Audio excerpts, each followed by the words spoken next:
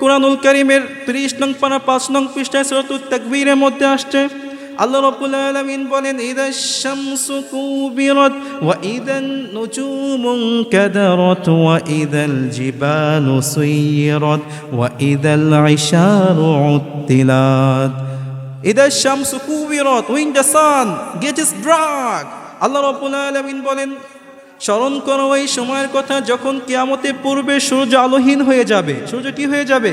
আলোহীন হয়ে যাবে। এই ব্যাপারে বিজ্ঞান কি বলে?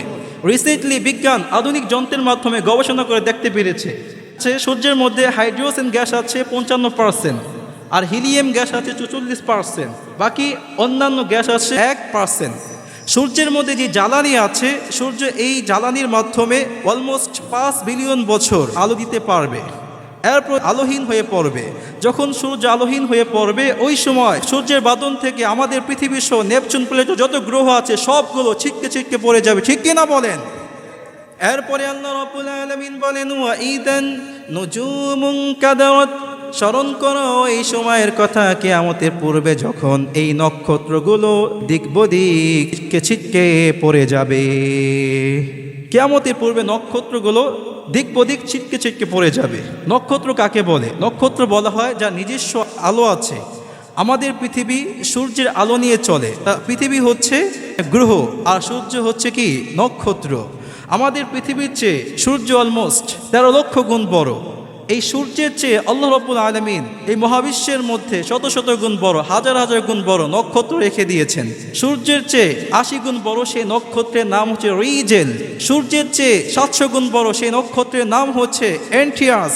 সূর্যের চেয়ে 1000 গুণ বড় সেই নক্ষত্রের নাম হচ্ছে বেটেলচুস। এই মহাবিশ্বের মধ্যে সবচেয়ে বড় নক্ষত্রের নাম হচ্ছে স্টিভেনসন, যা সূর্যের চেয়ে অলমোস্ট 2100 গুণ বড়। সুবহানাল্লাহ পড়েন।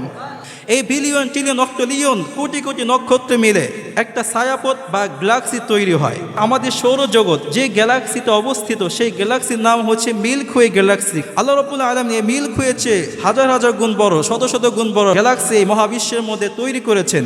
মিল্কওয়ের সবচেয়ে নিকটবর্তী গ্যালাক্সির নাম হচ্ছে মেজর কেনিস ডোয়ার্ফ, আর মিল্কওয়ের নিকটবর্তী সবচেয়ে বড় গ্যালাক্সির নাম হচ্ছে অ্যান্ড্রোমেডা।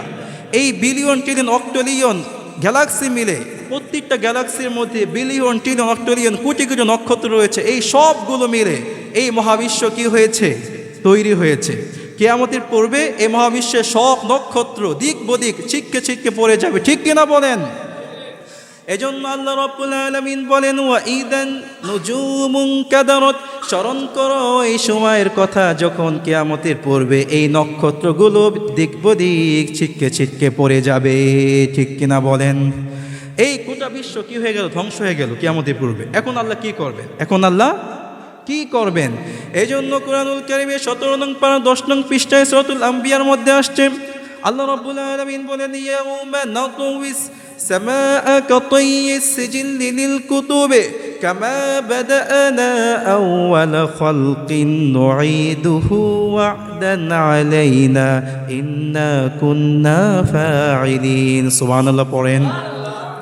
আল্লাহ রাব্বুল আলামিন বলেন স্মরণ করো এই দিনের কথা যখন আমি আল্লাহ আসমানকে রেজিস্টার কাগজে নিয়ে ভাঁজ করে ফেলবো। আমরা যেমন কাগজকে ভাঁজ করে ফেলে দেই, আল্লাহ রাব্বুল আলামিন সমস্ত আসমানকে রেজিস্টার কাগজের ন্যায় ভাঁজ করে ফেলে দিবেন। এরপর আল্লাহ কি করবেন? কামা বাদানা আউওয়ালা খালকিন নুঈদু, আমি আল্লাহ প্রথমবার যেভাবে সব কিছু সৃষ্টি করেছি ঠিক ইন দ্য সেম ওয়ে সেভাবে আমি আল্লাহ পুনরায় সব কিছু সৃষ্টি করব। সুবহানাল্লাহ পড়েন।